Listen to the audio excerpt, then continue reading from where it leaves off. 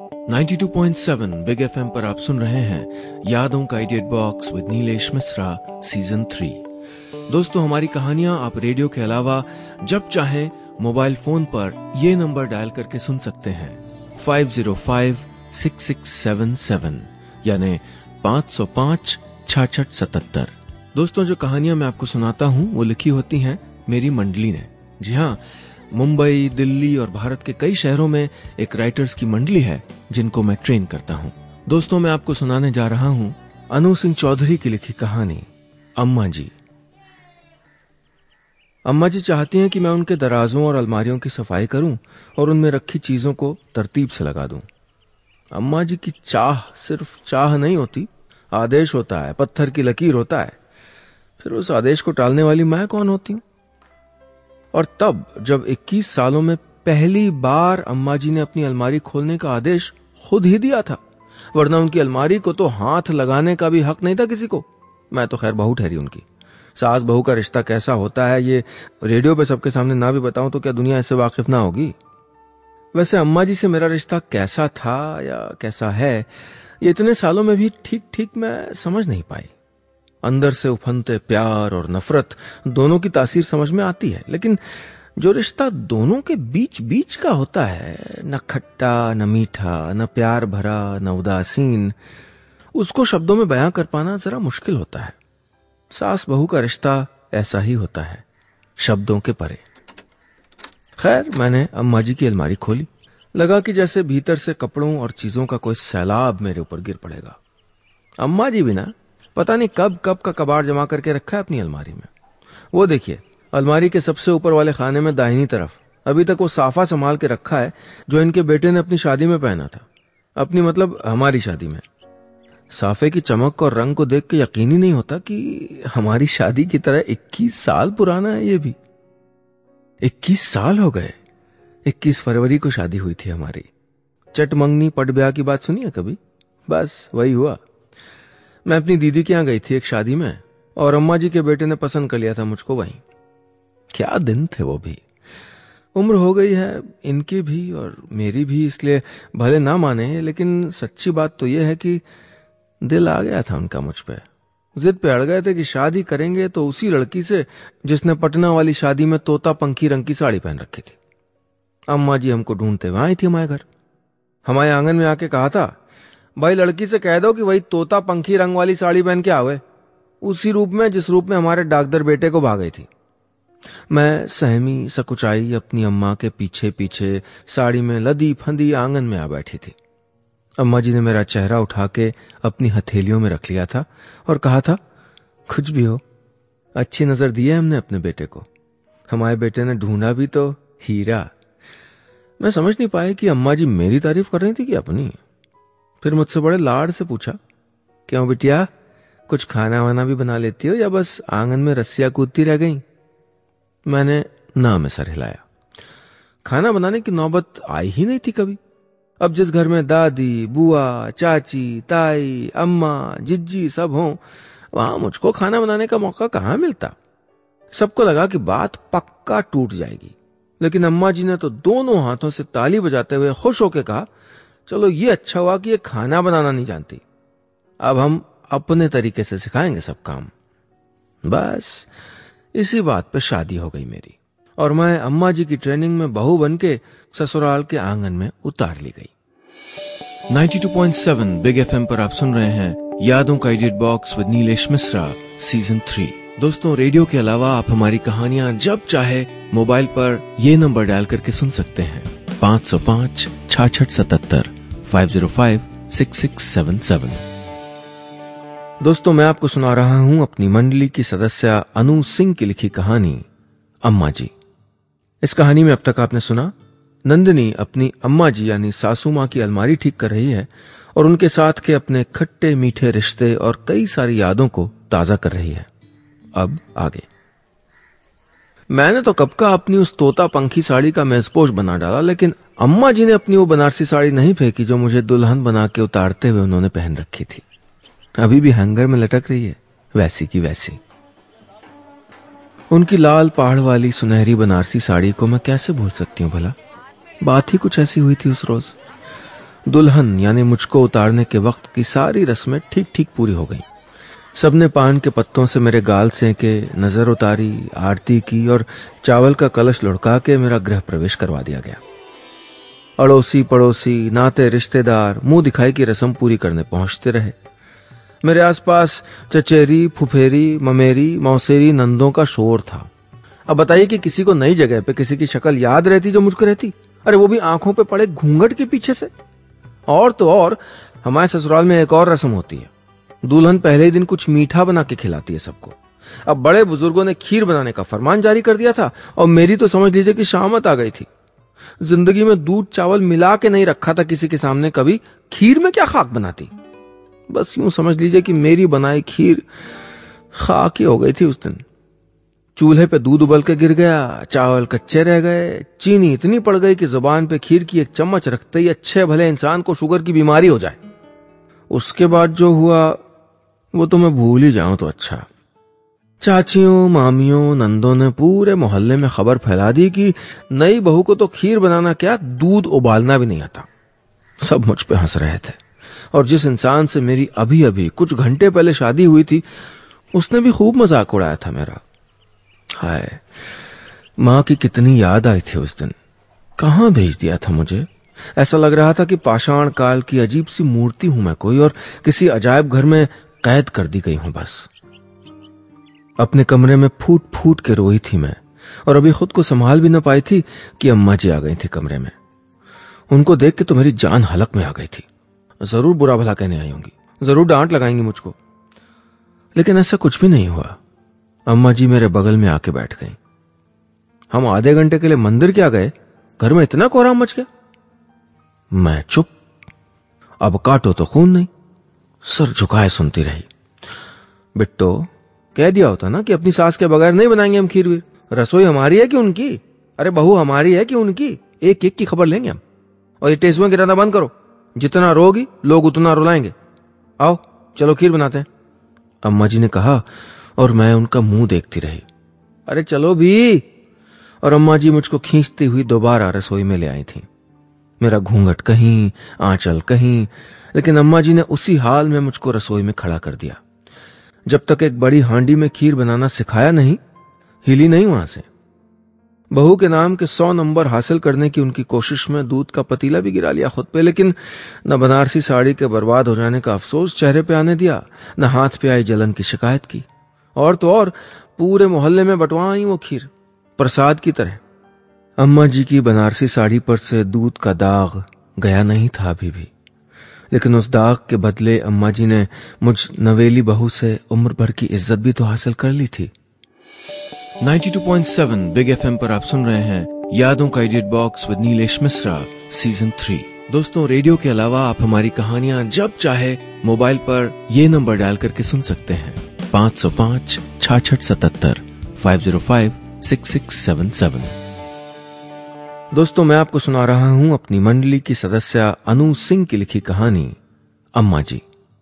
इस कहानी में अब तक आपने सुना, नंदिनी अपनी सास यानी अम्मा जी की अलमारी की सफाई कर रही है और उनकी एक पुरानी साड़ी देख के उसको वो दिन याद आ जाता है जिस दिन वो बहू बन के इस घर में आई थी और जिस दिन उसकी सास ने उसकी इज्जत बचा ली थी उसको खीर बनाना सिखा के। अब आगे। अम्मा जी की अलमारी में ठूंस दिए गए नए पुराने कपड़ों के चटक फीके रंगों की तरह ही है उनके साथ गुजारे गए सालों की याद। अम्मा जी कभी जेठ की धूप की तरह चुभती और कभी इस मन के आंगन में उनका प्यार सावन की फुहारों की तरह गिरता। ये जो मेरे बाएं हाथ के कोने में दराज है ना, उसमें वो चीज है जो मुझे तो क्या पूरे परिवार को फूटी आंख नहीं सुहाती। अम्मा जी की फोन की डायरी। सदियों पुराने फोन के नंबर लिखे हैं इस डायरी में और दुनिया जहान के नाते रिश्तेदारों के पते भी। जब मैं ब्याह के पहली बार आई थी ना, तब लगता था कि कौरवों के किसी खानदान में शादी हो गई मेरी। जाने कितने संबंधी। अम्मा जी पूरी जिंदगी खूब निभाती रहे रिश्ते। कम्मो बुआ के जेठ की बेटी के नंदोई के भाई की शादी हो या फिर मंजू जिज्जी के देवरानी के बेटे का लगन, अम्मा जी का पूरी दुनिया में न्योता चलता था। मुझसे और अपने बेटे से भी यही उम्मीद करती थी अम्मा जी कि उन्हीं की तरह हम भी दुनिया भर के रिश्ते नाते निभाते चले। कहा भी कई बार मुझसे, इसीलिए तो इतने लंबे चौड़े खानदान की बिटिया ब्याह के लाई कि रिश्तों का मोल समझे वो। तू लोगों से ऐसे भागती क्यों बहू रानी? अब मैंने अम्मा जी के मुंह पे जवाब तो कभी दिया नहीं, लेकिन उनसे क्या कहती कि नाते रिश्तेदारों के चक्कर में अपने घर की नींव खोखली होने लगती है। रिश्ते उतनी अच्छे कि जितने प्यार से निभा सकें। जरूरत से ज्यादा प्यार का ढोंग एक दिन कलह और आपसी मतभेद का कारण बनता है। सच कहूं तो अम्मा जी और मेरे बीच मतभेद की पहली शुरुआत भी वहीं से हुई थी। अम्मा जी जितना लोगों को बुलाने, उनके बीच होने, उनसे मिलने जुलने, उनकी बातें करने में दिलचस्पी लेती थी, मैं उतना ही लोगों से भागती थी। अपनी शादी के कुछ ही महीनों में अम्मा जी के साथ रहते रहते मुझको समझ में आ गया था कि हम दोनों बिल्कुल अलग अलग किस्म के लोग हैं और एक घर में दो मल्लिकाएं रसोई नहीं हो सकती। घर चलाने के हमारे तरीके अलग, जीने रहने का ढंग जुदा। उस पर मुसीबत यह है कि हम दोनों एक ही इंसान यानी अम्मा जी के इकलौते बेटे और मेरे इकलौते पति विनोद पे जान छिड़कते थे। डाह या ईर्षा कैसे सास बहू के रिश्ते पे भी हावी हो सकती है, उसकी मिसाल के तौर पे ये मेरे सामने पड़ा है अम्मा जी की तिजोरी में झांकता लाल रंग का डिब्बा। विनोद ने अपना क्लिनिक खोला और थोड़े पैसे जमा होते ही मां के लिए कान के बुंदे ले आए। लाल मूंगे जड़े सोने के उन बुंदों पे मेरा भी दिल आ गया था, लेकिन विनोद ने मेरी एक न सुनी और वो तोहफा अपनी मां की हथेली पे जाके रख दिया। कैसे भीतर तक जल भुन गई थी मैं, क्या बताऊं आपको। विनोद से बुरी तरह रूठ गई थी उस दिन। कैसे बुद्धू थी मैं। ईर्ष्या होती भी बड़ी खराब चीज है। बहुत जल्दी ही मुझको अपनी गलती का एहसास हो गया था और जिंदगी का एक अहम सबक फिर अम्मा जी ने ही सिखाया था उस दिन भी। 92.7 बिग एफएम पर आप सुन रहे हैं यादों का edit box with Nilesh Mishra season 3। दोस्तों, रेडियो के अलावा आप हमारी कहानियां जब चाहे मोबाइल पर ये नंबर डायल करके सुन सकते हैं 505-6677 505-6677। दोस्तों, मैं आपको सुना रहा हूं अपनी मंडली की सदस्य अनु सिंह की लिखी कहानी अम्मा जी। इस कहानी में अब तक आपने सुना नंदिनी अपनी सासू मां यानी अम्मा जी की अलमारी ठीक करते करते उनकी कई सारी बातें याद कर रही है। उन दोनों के इस खट्टे मीठे रिश्ते में थोड़ा प्यार है तो थोड़ी तकरार भी। एक बार कान के बुंदों को लेकर नंदिनी अपने पति और सास से रूठ जाती है। अब आगे कई महीने गुजर गए, लेकिन मैं कान के बुंदों वाली वो बात भूली नहीं। मुझे हमेशा लगता रहता कि इस घर में अम्मा जी का वर्चस्व चलता है और उनकी मर्जी के खिलाफ कोई परिंदा भी पर नहीं मार सकता। यहां अम्मा जी का अनुशासन, अम्मा जी के नियम, अम्मा जी का पूजा पाठ, अम्मा जी के व्रत त्योहार, अम्मा जी के लोग, अम्मा जी के मेहमान, अम्मा जी की मेजबानी, अम्मा जी का बेटा। उफ, कभी कभी लगता था कि मैं इस घर में बहू, बीवी या मां नहीं हूं। इस घर में मैं उनकी असिस्टेंट हूं जिसका काम उनकी उंगलियों पे नाचना है। अपने पति से शिकायत करने का कोई मतलब ही नहीं था। उनके कानों में तो जूं तक ना रेंगती। और कई बातें अनकही ही अच्छी होती हैं। कम से कम घर की सुख शांति तो बची रहती है उससे। खैर, हम कान के बुंदों की बात कर रहे थे। मेरा बेटा बॉबी पैदा हो चुका था और कुछ ही महीने का था भी। एक दिन आंगन की धूप में बैठी अम्मा जी बॉबी की मालिश कर रही थी सरसों के तेल से। अम्मा जी ने पहले जी भर के तेल चुपड़कर उसके घुंघराले बालों की चुटिया बनाई और फिर जो कमी पूरी रह गई थी वो उसकी आंखों के नीचे काजल की मोटी सी लकीर से पूरी कर दी। अपने बेटे की ये हालत देख के मेरा रोम रोम परेशान था। मैं किसी तरह उसको अम्मा जी के हाथों से छीन के साबुन, शैम्पू, पाउडर लगा के उसको पूरी तरह धो पोंछ के साफ कर देना चाहती थी, लेकिन अभी तो तेल लगाने के कार्यक्रम की अगली कड़ी बाकी थी। बॉबी के साथ खेलते हुए अम्मा जी सोहर भी गाती, उसको कहानियां भी सुनाती और उसकी किलकारियों पे छंद जड़ के हम सबको सुनाती। ये सच था कि मूल से सूद प्यारा होता है और अम्मा जी वो सूदखोर थी जो सूद के दम पे पूरा घर चलाता है। लेकिन उस दिन अम्मा जी ने न गीत सुनाए न कहानी। अपने पैरों पे बॉबी को लिटाए बातें करती रहीं और मैं उनके सामने चटाई पे बैठी मटर छीलती रही। बॉबी, तू भी बड़ा होके डॉक्टर बनना, अपनी बूढ़ी दादी का इलाज करवाना, खूब सारे पैसे कमाना और फिर उन पैसों से अपनी मां के लिए हीरे के कंगन बनवाना। बेटे की कमाई से मिला तोहफा साक्षात श्री राम का आशीर्वाद होता है। अम्मा जी बड़बड़ाती रहीं और मैं मटर के दाने निकालती रही, लेकिन मेरी आंखों से 4 आंसू भी ढुलक आए थे साथ। मैं कितना छोटा सोचती थी। क्या सोना, चांदी, हीरे जवाहरात की कीमत रिश्तों से बढ़ के होती है? क्या हीरे के कंगन अम्मा जी के आशीर्वाद से भारी थे? उसके बाद से अम्मा जी से ईर्ष्या कभी नहीं हुई मुझे। सोने के वो बूंदे मेरे और अम्मा जी के बाकी गहनों की तरह ही तिजोरी में पड़े रहे। फिर भी हम दोनों में से कभी किसी ने तिजोरी पे हक जताने की कोशिश नहीं की। हाँ, बात बेबात किसी न किसी बहाने गृह युद्ध चलता रहता था तब भी। 92.7 बिग एफएम पर आप सुन रहे हैं यादों का edit box with Nilesh Mishra season 3। दोस्तों, रेडियो के अलावा आप हमारी कहानियां जब चाहे मोबाइल पर ये नंबर डायल करके सुन सकते हैं 505 6677 505 6677। दोस्तों, मैं आपको सुना रहा हूं अपनी मंडली की सदस्य अनु सिंह की लिखी कहानी अम्मा जी।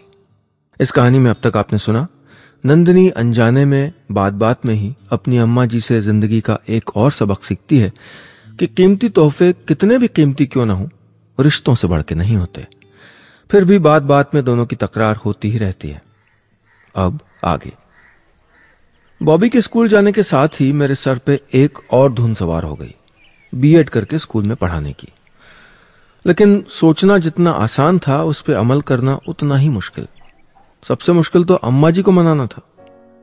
मैं आजकल की नहीं, उस जमाने उस कस्बे की बात कर रही हूं जब औरतें बिना सर ढके अपने कमरे से आंगन की ओर भी नहीं निकला करती थी। पूरे खानदान में किसी औरत ने घर की दहलीज नहीं लांगी थी कभी, तो फिर मुझको कैसे इजाजत मिलती? अम्मा जी ने इजाजत तो दे दी, लेकिन मेरी जिंदगी भी मुश्किल कर दी। उनकी शर्त यह थी कि स्कूल से लौटते हुए बॉबी को बस स्टॉप से लेने का काम मेरा होगा। घर लौट के उसको खाना भी मैं ही खिलाऊंगी और रात का होमवर्क भी मैं ही कराऊंगी। रात का खाना बनाने की जिम्मेदारी मेरे मत्थे थी और इस सख्त आदेश के साथ कि खाने के साथ कुछ मीठा भी होना चाहिए और डॉक्टर साहब क्लिनिक से लौटे तो खाना भी मैं ही परोसूं। अम्मा जी तब मुझको अपनी सास नहीं जल्लाद नजर आती थी। अक्सर सोचती थी मैं कि कोई इतना बेरहम कैसे हो सकता है। स्कूल से उतना सारा काम करके लौटने के बाद बॉबी की पढ़ाई, होमवर्क, खेल कूद के बीच में रात का खाना, कपड़े लत्ते, साफ सफाई, और अम्मा जी शाम ढलते ही अपने कमरे में घुस के रामचरितमानस बांटने लगती। अब उनसे कहते भी तो क्या, उनके कमरे में खाना पहुंचाने की एक अलग जिम्मेदारी मत्थे पड़ गई थी। रात को बिस्तर पे पड़ती तो लगता कि पैरों और पीठ के बीच का हिस्सा दर्द से सुन्न हो गया है। लेकिन नौकरी छोड़ देना हार मान जाने के बराबर था। इंसान की फितरत ही शिकायती होती है। मुझे भी अम्मा जी से 1000 शिकायतें थी। जैसे अम्मा जी ने अपनी अलमारी में इतना सारा पुराना कबाड़ भर रखा है ना, वैसे ही हम भी अपने दिमाग में सिर्फ और सिर्फ कबाड़ भर लेते हैं। कई बार दिमाग की खिड़कियां बंद करके अपने लोगों में दोष ही दोष देखते हैं बस, और होश तब आता है जब देर हो चुकी होती है। मैं जिंदगी भर अम्मा जी को अपनी दुश्मन ही समझती अगर एक दिन सुबह स्कूल के लिए निकलने से पहले उनको अपने बेटे से बात करते न सुना होता। विनोद, तेरी शाम की चाय और रात के खाने पे तेरी पत्नी का अधिकार है बेटा। जब तुम दोनों साथ मिलके उसका बनाया हुआ खाना खा रहे होते हो तो एक दूसरे को समय भी तो देते हो। और तू ही बता कि बॉबी मुझ जाहिल दादी से क्या सीखेगा आखिर। हम बुढ़िया उसको घेर के बैठ तो जाएं, लेकिन अपनी माँ को देख के कितनी अच्छी अच्छी बातें सीखता है वो। अव्वल आता है क्लास में। माँ समय देती है तभी तो ना। अम्मा जी की उस बात ने मेरी आंखें खोल दी थी। मैंने सोच लिया था कि अम्मा जी से माफी मांग लूंगी और कभी उनके प्रति कोई दुर्भावना, कोई शिकायत, कोई मलाल नहीं रखूंगी। लेकिन मुझको माफी मांगने का मौका ही नहीं मिला। 92.7 बिग एफएम पर आप सुन रहे हैं यादों का edit box with Nilesh Mishra season 3। दोस्तों, रेडियो के अलावा आप हमारी कहानियां जब चाहे मोबाइल पर ये नंबर डायल करके सुन सकते हैं 505 6677 505 6677। दोस्तों, मैं आपको सुना रहा हूं अपनी मंडली की सदस्य अनु सिंह की लिखी कहानी अम्मा जी। कहानी में अब तक आपने सुना नंदिनी को इस बात का मलाल है कि उसकी अपनी गलत फहमियों और तंग सोच ने अम्मा जी के प्रति मन में गुस्सा और शिकायतें भर दी थी। नंदिनी उनसे माफी मांगना चाहती है, लेकिन कुछ ऐसा हो जाता है कि वो अपनी सास से कुछ नहीं कह पाती। अब आगे। अम्मा जी की दूरदर्शिता ने क्या क्या देख लिया था और एक मैं आंखों पे गलत फहमियों की परत डाले बैठी थी। मुझे एक भी दिन यह नहीं दिखा कि मेरे पीछे से इस घर की सफाई कैसे हो जाती है, सब्जियों और फलों की टोकरियां कैसे हमेशा भरी रहती हैं, दूध कहां से आता है और बिस्तरों पे साफ चादरें कैसे बिछी होती हैं। मैंने ये कभी नहीं देखा कि पानी की टंकी कैसे खाली नहीं होती और घर में आए मेहमान बिना चाय की गर्म प्यालियों के क्यों लौट के नहीं जाते। मैंने कभी नहीं देखा कि हर साल की सर्दियों में विनोद और बॉबी के लिए ही नहीं, मेरे लिए भी नए नए स्वेटर कहाँ और कब बुन लिए जाते हैं, और कैसे हमारे कमरे के थर्मस में पीने के लिए हमेशा गर्म पानी होता है। ये भी नहीं सोचा कि फालसे का शरबत कहां से आता है घर में और आम के अचार कौन डालता है। लेकिन जो हम नहीं देख पाते, वक्त बड़ी बेरहमी से दिखा देता है हमको।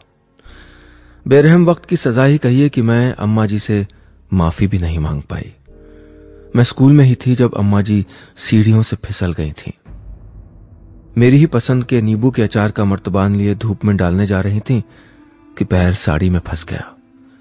रीढ़ की हड्डी में चोट आई थी उनको। कई दिन तक अस्पताल में रहने के बाद एक दिन अम्मा जी को हम घर ले आए। 3 साल हो गए और अम्मा जी बिस्तर पर ही हैं तब से। डॉक्टर होकर भी विनोद अपनी मां का इलाज नहीं कर पाए, लेकिन इसका न डॉक्टर साहब को अफसोस है न मुझको। अम्मा जी की आंखें हमें किसी किस्म का अफसोस नहीं होने देती। चल फिर नहीं पाती, लेकिन उनकी यही आंखें पूरे घर में मेरा पीछा करती रहती हैं। साये की तरह चलती हैं मेरे साथ, जैसे उनकी नजरों से बरसता प्यार ही मेरे लिए सुरक्षा कवच हो कोई। मैं उनकी आंखें पढ़ना सीख गई हूं। पलके उठाती हैं तो कहती हैं, अम्मा जी भाग्य में जो बदा है सब भोगना पड़ेगा। आंखें मूंदती हैं तो कहती हैं, जाओ आराम करो अब तुम सब। अलमारी साफ करने का इशारा भी उनकी आंखों से ही मिला था, और अलमारी से कुछ ढूंढ के लाने की बात उनके मन ने मेरे मन से पता नहीं कब कह दी थी। मिल गई वो चीज जिसकी इतने दिनों से तलाश थी। अम्मा जी की अलमारी के सबसे नीचे वाले खाने में विनोद का पहला स्टेथोस्कोप। मैं भागती हुई अम्मा जी के कमरे में आई, हल्के से उनका माथा छूकर उनको आंखें खोलने को कहा और उनकी नजरों से अपनी उंगली की तरफ घूम जाने की गुजारिश की। मेरी उंगली के ठीक सामने अपने पापा के स्टेथोस्कोप और एप्रन में बॉबी खड़ा था, मुस्कुराता हुआ, दादी को देख के हाथ हिलाता हुआ। मेरी खातिर बॉबी के बड़े होने पे डॉक्टर बन जाने की ख्वाहिश भी तो अम्मा जी ने ही की थी। फिर बॉबी को मेडिकल स्कूल में दाखिला मिलने की खुशखबरी मैं सबसे पहले अम्मा जी को कैसे न सुनाती। अम्मा जी की आंखें चमकने लगी थीं और उनसे मोती का एक कतरा टपक के तकिए पे आ गिरा था, और मैंने आगे बढ़ के अम्मा जी के रुई से सफेद बालों पे अपने होंठ टिका दिए थे। बस इतनी सी थी ये कहानी।